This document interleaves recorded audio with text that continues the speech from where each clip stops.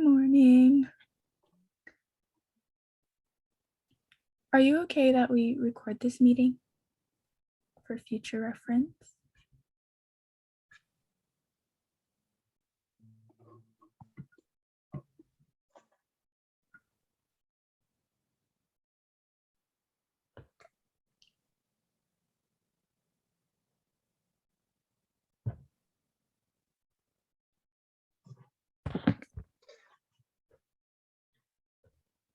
Good morning, everybody.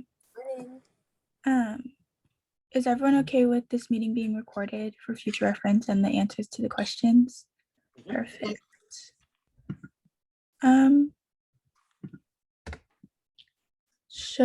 Do you want to give a brief introduction of yourselves, President Rosie and Vice President Joe, before we begin?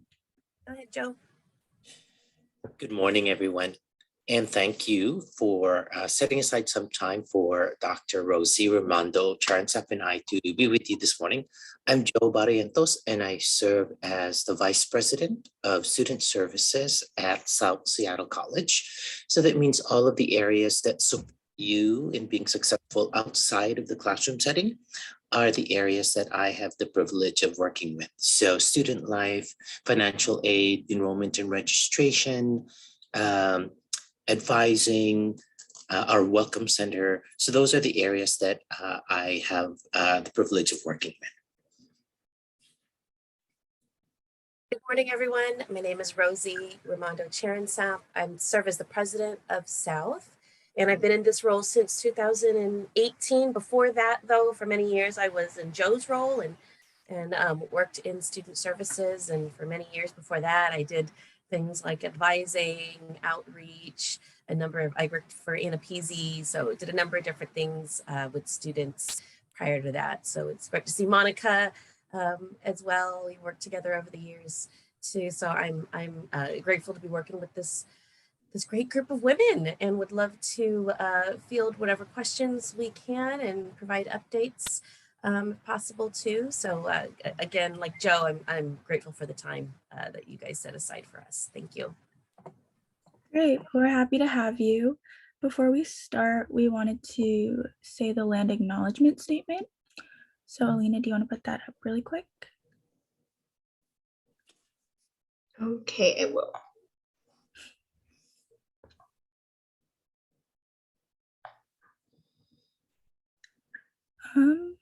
I can read it today.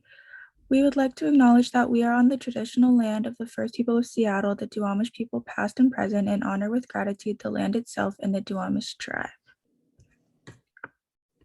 Great. So we thought we all came up with questions and we thought we would just go around and ask you both, if that's okay, and then you can just answer whichever ones you guys feel comfortable with. So I can start. A big question we've been getting asked is when classes will become consistently in person or if they're going to go back more virtual. Do you have any ideas? Jump in on that. That's the $1 million question these days on everyone's mind. And the hope was back in the fall, the hope was that we'd be increasing more in person until we reached what our quote unquote new normal would be. We saw a setback this winter with Omicron variant hitting and really kind of changing the environment particularly for our faculty who are teaching in person. We are at South, we're basically all of our professional technical programs are in person by now, and more of our transfer classes have moved in person. And the hope is that by spring, my expectation is that we're not going back. You're not going to see more remote than you see now. My hope is that each quarter we will go back to having more and more in person. So in the spring, I know that the deans and Vice President Sayumi Irie are planning to add more classes in person than have been now. But I believe where we end up with at South is that we'll have a number of courses that still run remote because that is offering as much as students love being in person. There's also students who really love the flexibility of having online. especially those that have families and have other needs or are working full or part-time. And so we will land at a mix of both. And so the expectation is that spring quarter, we will have more in person than we had for winter quarter. And then, summer and fall and so forth. So we're building back up, and I do not envision us moving back unless, knock on wood, unless there is some new crazy variant that completely shuts us down again. But right now, from what I'm learning about the pandemic, there was a group of the state presidents talked with a health researcher from UW just to understand where we're heading. We're moving into what's called an endemic stage from being a pandemic. The difference is that in a pandemic, the goal is to stop the virus completely. In an endemic, it's like the flu or the cold. It's something that's going to be with us.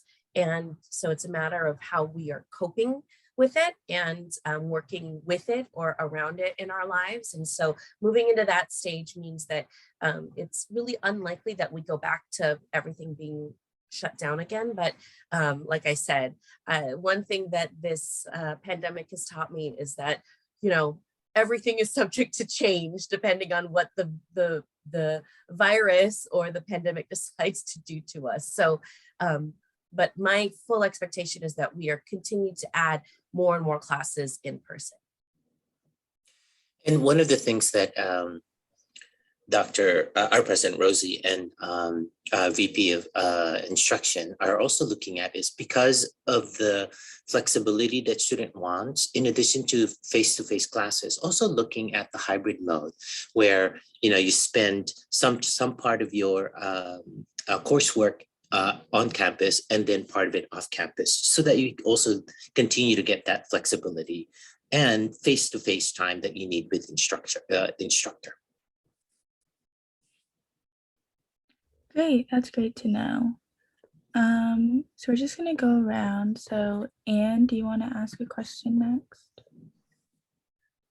Of course. Let's see. What has advocating for sustainability been during this pandemic, kind of look like in terms of advocating for it? That's a great question. One of the things that we've got going right now on campus are two major projects, construction projects. One is, as you all know, the Student Wellness Center, and the other is the Automotive Center. And both of these, we've been looking at sustainable energy practices with both of these. And so both projects have solar panel arrays on top of the ceiling, and they're limited. Let's see, the automotive building probably has the biggest array. An array is like a group of solar panels. And in theory, it would be able to power the needs of the automotive building. And so that's really exciting to have seen. I got to climb up on the roof of the automotive building just to look at them up close. And it was really, really, really cool to see them up there, and really cool to think that a program like that uses so much power if you think about how much power is required to do the automotive lifts and all of the specialized equipment that's in there. It's really cool to think that we're going to be able to do that in a way that has a very much reduced carbon footprint, if not a neutral carbon footprint in terms of energy production in that building. On the Student Wellness Center, there's also a solar panel. It's smaller, based on the design of the building and the costs available, but we are able to put some solar panels on top of that building as well. And there's the ability to expand in the future. So if we wanted to invest in more solar panels there to power that building, we'd be able to as well. And so those are two of the sustainability efforts. Another one that we just are completing is we applied for and got a grant with McKinstry. It's a construction and building industry company.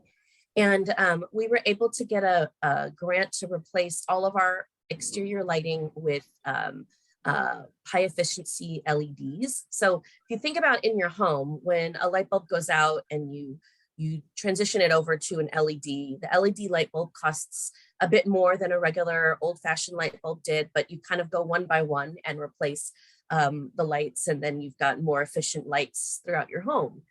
Well, on a campus, 87-acre campus with as many buildings as we have, all that exterior lighting was a lot of light bulbs to change. And so to transition to LEDs really, really was costly. So we were able to get a grant that helps us accomplish that. And so we, while it's nice to get these projects done while we are a lot in remote, because then you can get in and out of places and not really interfere with people's working or learning.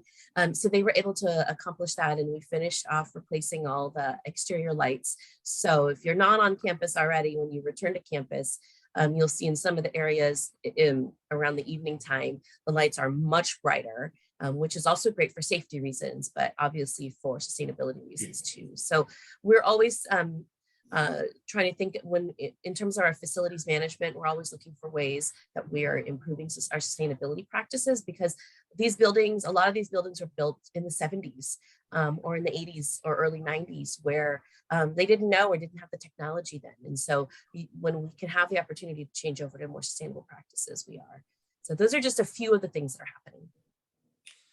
In addition to that, in addition to the exterior lighting that were shifted over or switched to LED, they also did interior lighting for many of the Robert Smith Building offices. So all of the areas in the enrollment and cashiers area, and if I'm mistaken, even in the area where advising in our president's office is, the lighting was switched to LED and also timed so that it's much easier to conserve energy because you're using LED lighting, and also motion sensing so that the lights will go off if it doesn't sense any movement in the room. Again, to continue to conserve sort of energy and use our resources appropriately. And it is easier to do all of like the switching out of lights when no one's in their offices. So it made the work really quick. I went into my office one day and there was like a little bit of like dust on the floor. And then they had forgotten to take one of those, I guess, transformer looking thingies for the lights on my desk. So I was asking my assistant, what is this? What's happened? And so she said, yeah, they switched out all of your lights while you were gone. That's amazing. Thank you. Yeah. Going down the list, we'll just go with Fong next. Thank you, Anne. So hi, my name is Foon. I'm the Issue and Concern Officer. So I would like to share my experience. So I feel like since the pandemic start, like most of the services, even including virtual and in person, are kind of slow. Like it's pretty hard. Like the emails get a very long time to get response, or it took me several emails to get to the point that I want. So I would like to ask, like, how would you improve their services, or how do you invest on it? That's a great question. One of the things that, one of the decisions that, tough decisions that we had to make was to go remote up until the end of this month, February. And part of the reason, Fong, and part of the reason why you're having such a tough time getting hold of folks is because of a couple of things. We have about 12 full-time positions in student services across the areas that have been vacant. And part of that, the vacancy is, you may have heard about people leaving their positions, or because of the pandemic, people make different choices, right, in their life. And so we have 12 positions that are vacant. We are working hard with HR to fill those positions. We posted 2 advising positions. We have posted 2 financial aid positions, 2 positions that are in enrollment services as well. And so we're working hard to get those up. So think 12 vacancies. And in addition to that, what also happens is we get, if there is a positive case of Omicron or COVID, our health and safety lets us know, here's the protocol. This person has been exposed, or this area has been exposed. So all of these folks that work in that area need to do a 10-day self-isolation. So what that means is we pull people from serving you face-to-face because we don't want to put you or other students in danger of being having been exposed. We pull them back to do remote. And so that's the challenge that we have, is lack of staffing and additional lack of staffing because we have to put folks on remote or put them in isolation. And so that's what's been happening for us in student services. I know specific areas have been hit really bad. For example, financial aid. We had initially 6.5, almost 7 people working in financial aid. We're now down to 3.5 because people have left their positions. What are we doing about it? So we also made the decision to go remote so that we can provide more consistent service. What was happening was, in the beginning of January, we would day to day, we wouldn't know which office would be open because we wouldn't know if we had enough staffing to be able to keep the office open. Because you can't have, if there's 3 people in an office and 2 of them are sick or they have to self-isolate, safety-wise, it's not good to have only 1 person in the office. And so we had to kind of pull them back to do remote services. What are we doing to help students and to really connect more with students?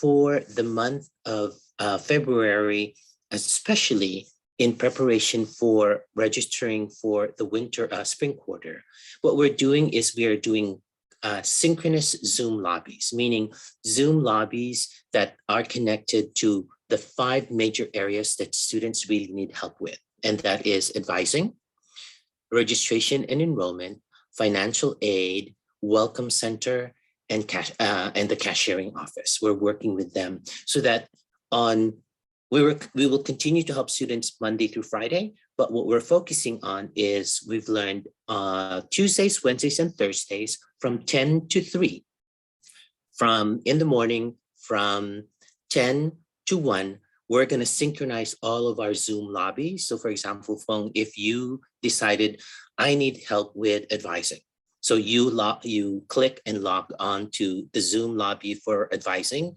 you'll be able to have someone help respond to you and say, hey, phone, we do have an advisor ready. I'm going to connect you to that advisor remotely via Zoom.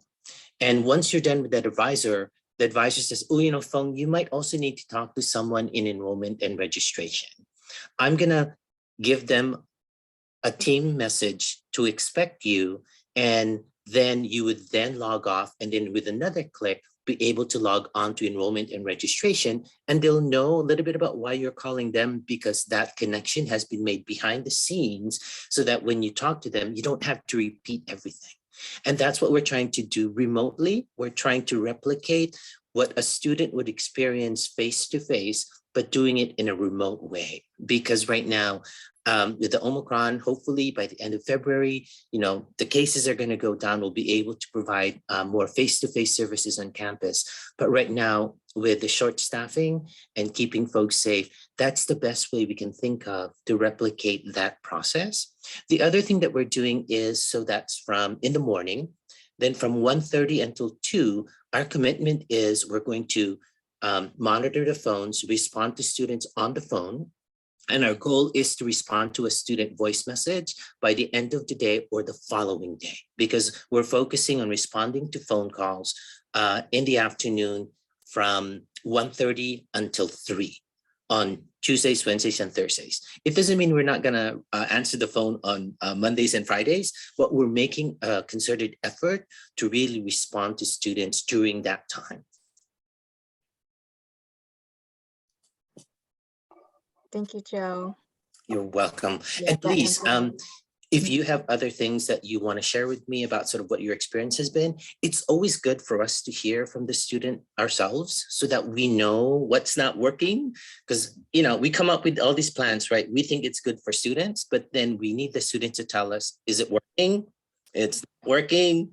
So please let us know. And Monica has my email. So feel free to let me know, or any of you send me what your experience has been, so we know what's working and what's not working.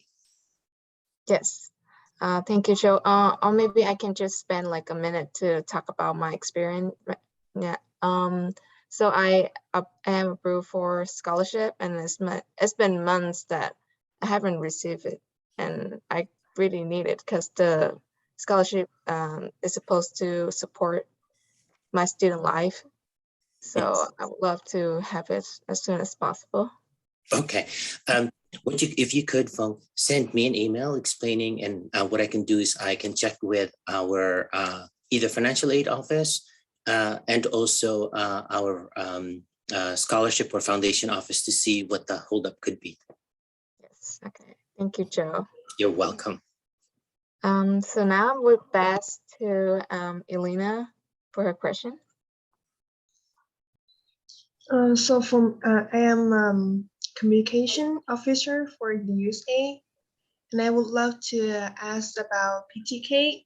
As we know, like PTK has sent us a lot of email, and as well the letter that I used to get that promote about their scholarship and opportunities about the other university and colleges. And I have the question is PTK still open more opportunities for students to apply for scholarship or apply to being their members? That is a great question, Elena. As you may know, one of the things that has shifted or changed this year is that we now have a faculty advisor, or faculty that's serving to advise PTK. And I think there's always a case where we need to provide support and or let the new faculty advisor know things that have gone well in the past, and things that the communication that has gotten out to students. In all honesty, I had a chance to meet with the new faculty advisor. And what I can do is I can work with Monica to see and have a conversation with our faculty advisor to provide some support and or some information in terms of what's happened in the past, or what information has been shared and opportunities has been shared with students. And part of it could be just helping him get a better idea of a timeline or a schedule of things that has been sent to support students. So that's one piece. The other is, because we're not on campus right now, the opportunities to kind of just informally come together to be able to share information and to be able to help provide the kind of support that's needed isn't as readily available. And so, my commitment would be to work with Monica to provide some support and or give some information to our new faculty advisor in terms of best practices or things that have worked well in the past, so that we can help him get a better sense of what kinds of information or communication needs to be shared with students in PTK. Monica, is there anything you want to add? Because I know Monica has served for many years in that role and has probably set all of the different kinds of communications and has a great knowledge in terms of what would work best for students. Yeah, I think it might be a good idea. We can invite Dante to a USA meeting and he can announce some of the programs. I know they hired an officer. Things can change too. Again, with the pandemic, it can be a challenge creating programs and having participation. And so I think it'd be great to invite Dante to a USA meeting and collaborate a little bit and get some updates. No matter what, there's always a PTK timeline on scholarships, Alina's right, and other opportunities. So I think having that information in USA anyways would be helpful. Yeah, Monica, if you want to work with me, and so that we could send something out to Dante, and then really sort of make sure that USA has the opportunity to meet with him as well. Okay, thank you for answering my question, and I will pass to Evelyn. Yes, hello. I'm a sustainability officer, and you can call me Evelyn. And so happy to be here. And for my question, is kind of different. I just wonder, like, will is academic research is our education focus? Like, do you, as a community college, will you encourage the faculties or the student to do academic research project? And I just have a good news. Just heard a good news a few months ago that one of my friend called Wendy, he just able to post a review uh, research paper about physics. That's really nice, and I'm actually jealous of that. And I just think, like in during COVID, how can we to get it done, and how do you like encourage more people to do that? Yeah. Great question. And we have some great, especially in the STEM area, faculty who've been really working to encourage undergraduate research. There's actually it's a UGR. It's a, I can't remember the number, but it's an undergraduate research course and it's UGR, and I can't remember the numbering. And also, so there's that course where we have some faculty that work with students on specialized projects, and also in our science classes, like our physics and chemistry classes, there are faculty who are working with students on specialized research as a part of the class, but we've also had students either present at conferences virtually in these days, or do poster presentations, or get published even. So I think that especially if you might be in the STEM area, that's a great, those faculty are great to connect with. Really, our faculty are the ones, I love when our faculty and our students connect around undergraduate research, because it's something that in a community college is a great experience for students, especially as you're applying into universities. And so really, we've got some great, very passionate faculty in the STEM area: Abigail Dane, Ravi Gandham, let's see who else is Jess Pickle. There's others that are working with students on student-based research. So I really encourage you through your STEM faculty to ask them about those types of opportunities as well.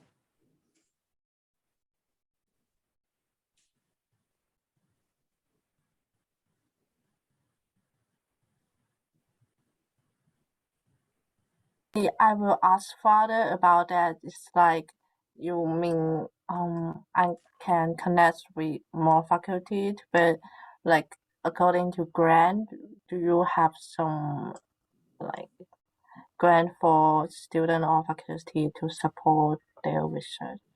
Oh, the college doesn't have grants specifically for that. We usually seek those from other organizations or institutions. And so also our STEM faculty would be the ones that are knowledgeable about those kinds of grants. They are submitting and requesting for those when those opportunities come up. Okay. But we do encourage that.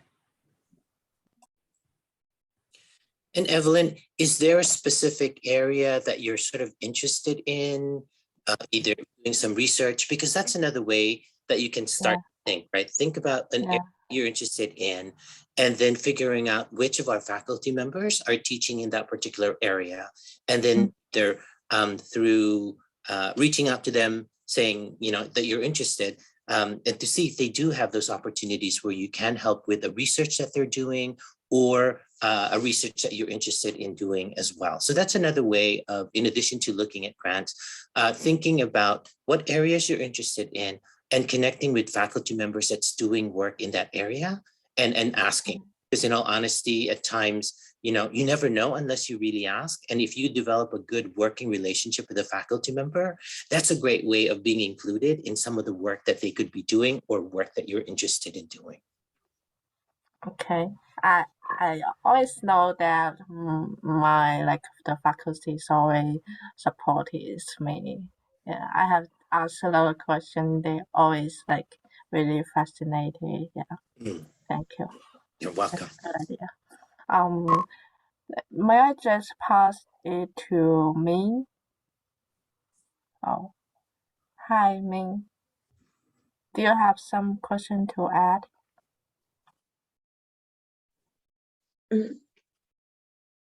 I'm good.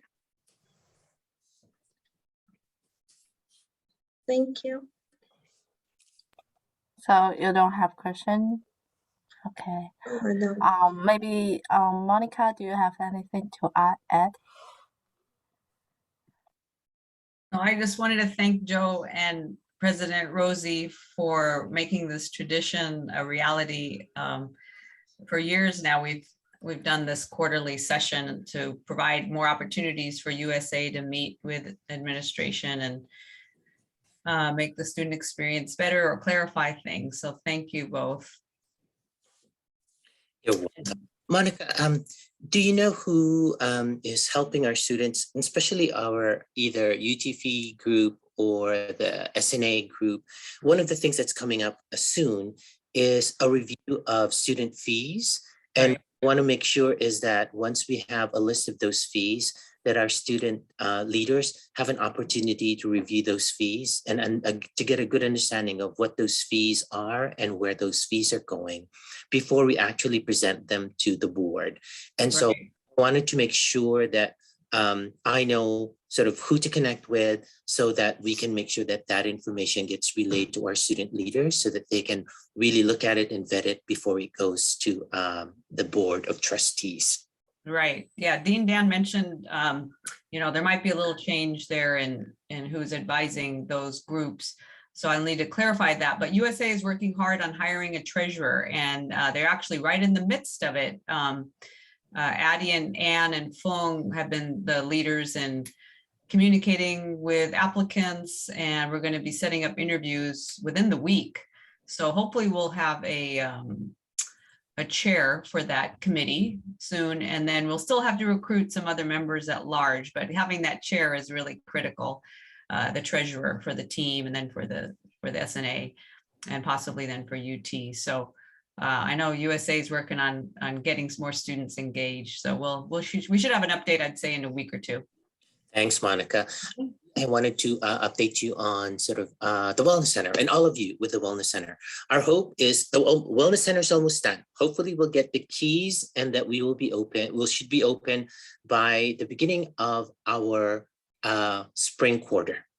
With that in mind, I am now in the final process of working with HR to post sort of our Wellness Center director. So Addie, once that, before that gets posted, I'm going to connect with you so that we can make sure that we have student leaders that are part of that selection committee. I want to make sure that the students' voices are heard in terms of who is hired to support our Wellness Center. So I will follow up with you once I get closer to getting confirmation from HR about posting that position. And spring quarter, think hopefully we'll be back on campus. Our Wellness Center will be open and we'll get a way of celebrating opening a brand new building on our campus. I know, right, Evelyn? Yay! Very exciting. I wanted to ask Ashwak if she had any questions, or if you were just here to listen. Yeah, I'm just listening in, and I already covered everything. Perfect. Oh, I also want to sort of acknowledge the great work that Monica has been doing with supporting our students, especially with our the pantry, and then also just recently the work in getting the COVID tests for students. And Monica, we're working on language for a flyer that sort of you will have. We needed to check in with our health and safety folks as well. So if you don't know, like Monica has single-handedly been able to get, is it 600 or 200 tests every month? We got about 600 the last 2 weeks, and I have another 600. So we're putting everything, just make sure that we're doing the right process with Crystal and all of that. But right. Yeah, we've been fortunate to work with King County Public Health to get some of these tests. And in all honesty, the other campuses are jealous. They're like, what? How come you have? Why don't we have? And so that was one of the things that we had to clarify, right? That, oh, so it's because Monica has great resources. That's why she's able to do it. And they're like, well, how come the other campuses don't have test kits yet? And so we're like, South special. So, and it's because that Monica has been doing to be able to get those. And I know a lot of that support comes from all of you as well. Before we go, I just have to say, it is incredible to see across my screen, like a sea of young, amazing women leaders of color on my screen. It's amazing because that hasn't happened for a very long time. So I want to thank you for your leadership. I want to thank you for bringing who you are into the leadership roles that you have. And let us know how we can support you to continue in your leadership roles and in leading our students at South Seattle College. So thank you for your hard work. Said it better, Joe. Thank you. Thank you. And thank you everybody for your time. And please do reach out to us. We are open books to you all. So we're glad you're doing the work you're doing. Thank you. And Fong, I'm looking forward to hearing from you so that we can see how we can help get some resolution. Thanks, Monica. Thank you. All have a great day. Bye, everybody. Thank Have a great meeting. you. Bye.